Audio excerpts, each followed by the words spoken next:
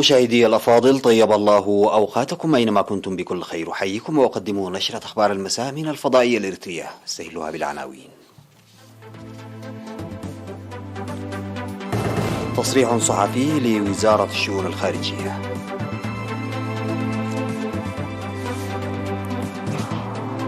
إصابة مواطنة واحدة بكورونا اليوم.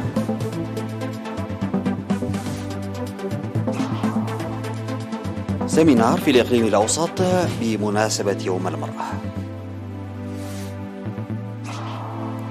روسيا تقصف محطة زابوريجيا النووية الأكبر في أوروبا.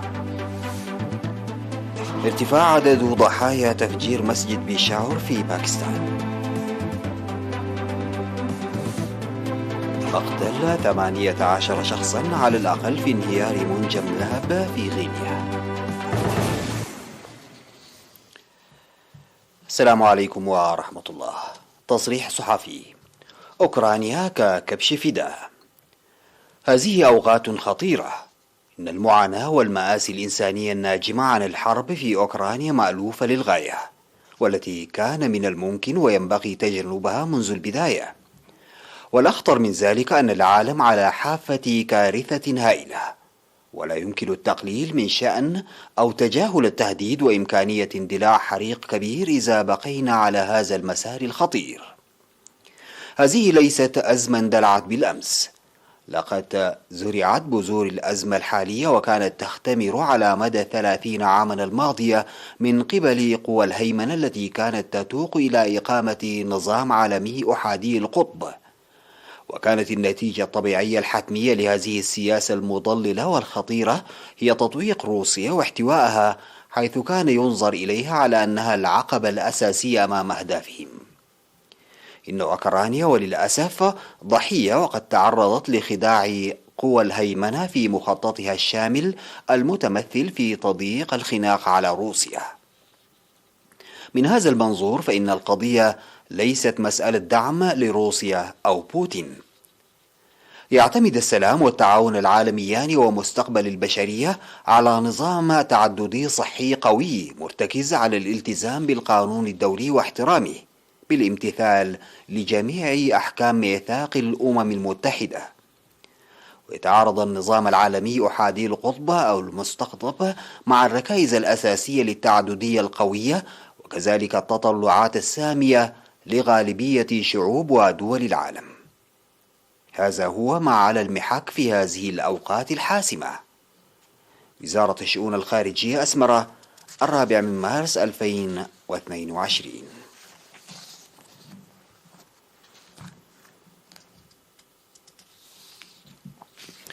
أعلنت وزارة الصحة بأن الفحوصات المخبرية التي أجريت اليوم في مراكز الفحص في الإقليم الأوسط أظهرت إصابة مواطنة واحدة قادمة من صنعاء بمرض كورونا. في غضون ذلك شوفي 3 مرضى من الإقليم الأوسط. بهذا بلغ عدد المصابين بفيروس كورونا في البلاد حتى الآن 9708. شوفي منهم 9603 وتوفي 103، فيما لا يزال 2 من المرضى يتلقيان العلاج في المستشفيات. وزارة الصحة 4 مارس 2022.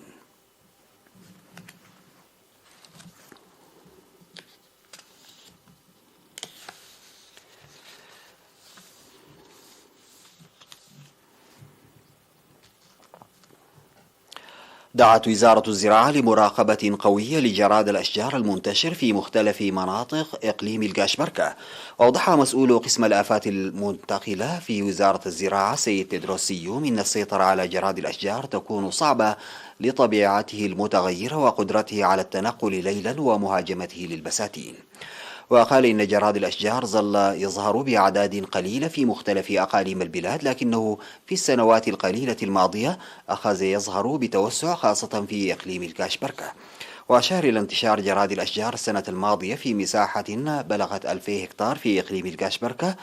وتعمل وزارة الزراعة بأعمال مراقبة ومتابعة بالتعاون مع الشركاء لعدم انتفاء المشكلة. ودعا المزارعين وأصحاب البساتين للإبلاغ السريع عند ظهور مثل هذا النوع من الجراد. ويهاجم الجراد الصحراوي إريتريا ودول المنطقة في مواسم الأمطار الصيفية والشتوية، وتغيرت طبيعة جراد الأشجار التي كانت تظهر في فترة محددة إلى السنة الكاملة.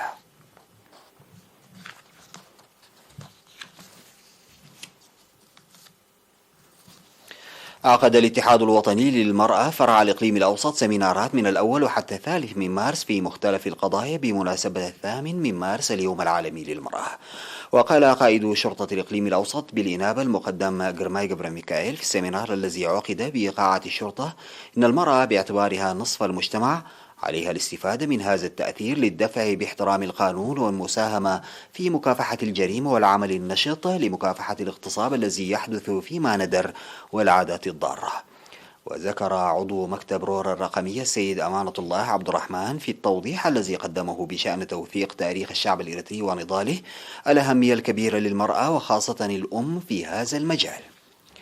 وشرحت رئيسة الاتحاد الوطني للمرأة السيدة تخا تسفا ميكائيل في السيمينار أهداف ذكرى 8 من مارس اليوم العالمي للمرأة، داعية المرأة وخاصة المرأة الشابة للعمل بقوة انطلاقا من شعار هذه السنة والقاضي بالثبات على المبدأ لضرورة مرحلية.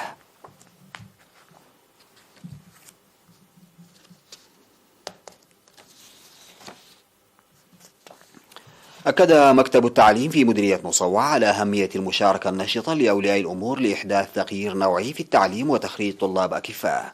وأوضح مسؤول المدارس في المديرية الأستاذ إسماعيل صالح في الاجتماع الذي عقد في 3 من مارس نتائج الامتحانات نصف السنوية في المراحل التعليمية الثلاث ومقارنتها مع نتائج العام الدراسي السابق.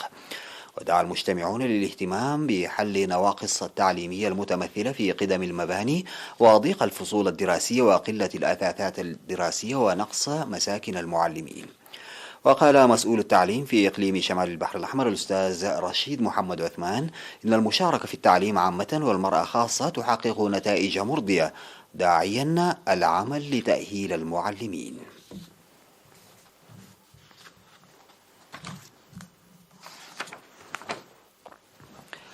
يقوم سكان جزائراب في مديرية شامبوقو ببناء حفير بتوظيف أموالهم وطاقاتهم لحل مشكلة المياه.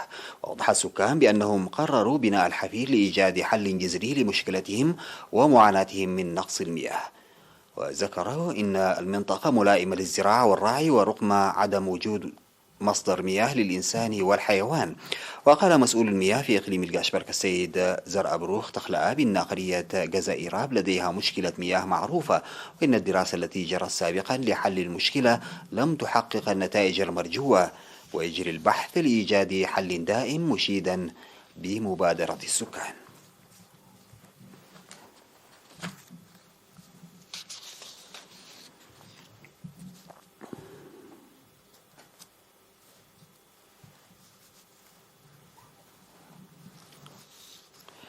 يقوم أفراد قوات الدفاع المدعومين بالآليات بصيانة الجسور المتهالكة على طريق دك أمحاريس أورونا. وأفاد مراسل وكالة الأنباء الإريترية قرب اكتمال أعمال الصيانة على الجسور الواقعة في مناطق جتسيبا وموكونو وأمبعربا وعدنبري. وقد قام سكان 11 قرية في ضواحي عدنبري وجنسيبا وبلدة ماي عيني في مديرية ماي عيني بإقامة حفل غداء تكريما لأفراد قوات الدفاع العاملين في صيانة الطريق.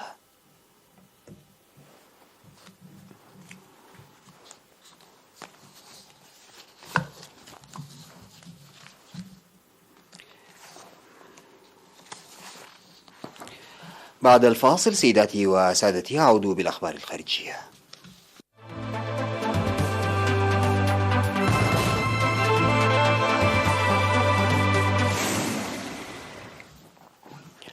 أدى قصف بنيران القوات الروسية استهدف محطة زابوريجيا النووية الواقعة في وسط أوكرانيا والأكبر في أوروبا إلى اندلاع حريق في مبنى للتدريب، فيما طمأنت كييف بعدم تضرر أي معدات أساسية فيها. وقالت وكالة تفتيش المواقع النووية الأوكرانية على حساب المحطة إنه نتيجة لقصف القوات الروسية على محطة زابوريجيا النووية اندلع حريق.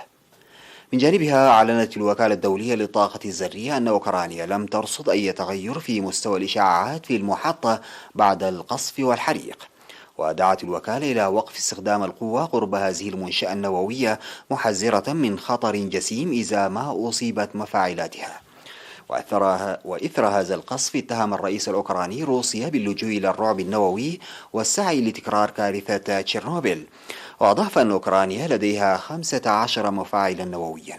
إذا حدث انفجار فستكون نهاية كل شيء، ستكون نهاية أوروبا وسيتم إخلاء أوروبا.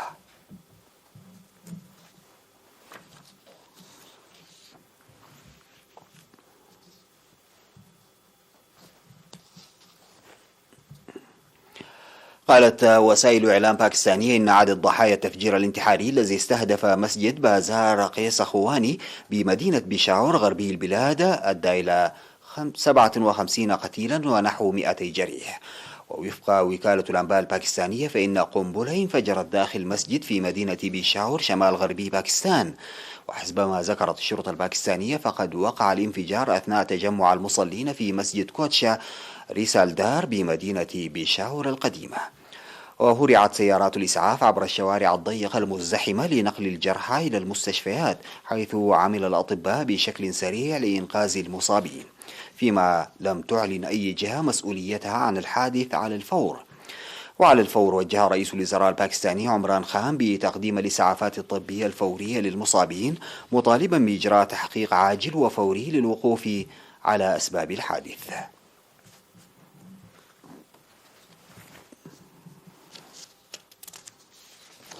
قال المتحدث باسم الحكومة في غينيا إن 18 شخصا على الأقل قتلوا بانهيار منجم ذهب غير رسمي هذا الأسبوع في غربي غينيا.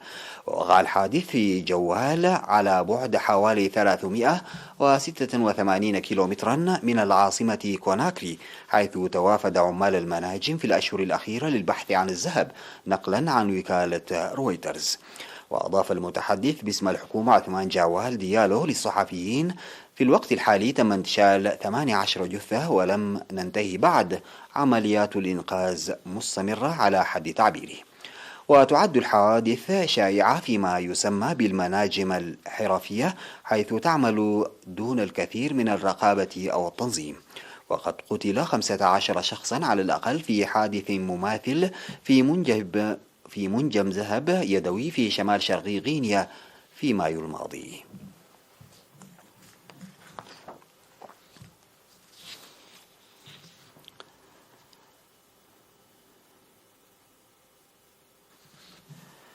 اندلعت حرائق هائلة في بلدة أولجين بإقليم كيونغ سانغ الشمالي بكوريا الجنوبية، مما دفع السلطات إلى إصدار تحذير من الكوارث الطبيعية أثناء محاولتها التأكد من أن الحرائق لا تشكل تهديدا على محطة للطاقة النووية. وذكرت خدمة الغابات الكورية ووكالة الإطفاء الوطنية أن الحرائق بدأت على طريق بالقرب من جبل في بلدة أولجين والواقع على بعد 330 كيلومترا، وانتشرت نحو قمة الجبل، حيث تم إجلاء حوالي 3900 ساكن في 9 قرى قريبة من المنطقة التي وقعت فيها الحرائق. وأصدرت خدمة الغابات الكورية ووكالة الإطفاء الوطنية إنذارا طارئا، وحشدت 28 طائرة هليكوبتر لمكافحة الحرائق و105 عربات إطفاء وأكثر من 400 من رجال الإطفاء لإخماد الحرائق. وقال مسؤولون إن رجال الإطفاء يواجهون صعوبات في احتواء الحرائق بسبب الرياح العاتية التي تزيد سرعتها على 25 مترا في الثانية والطقس الجاف.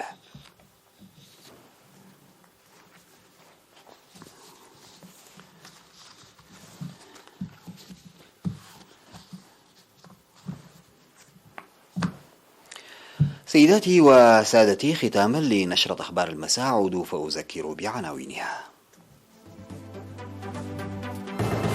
تصريح صحفي لوزارة الشؤون الخارجية. إصابة مواطنة واحدة بفيروس كورونا اليوم.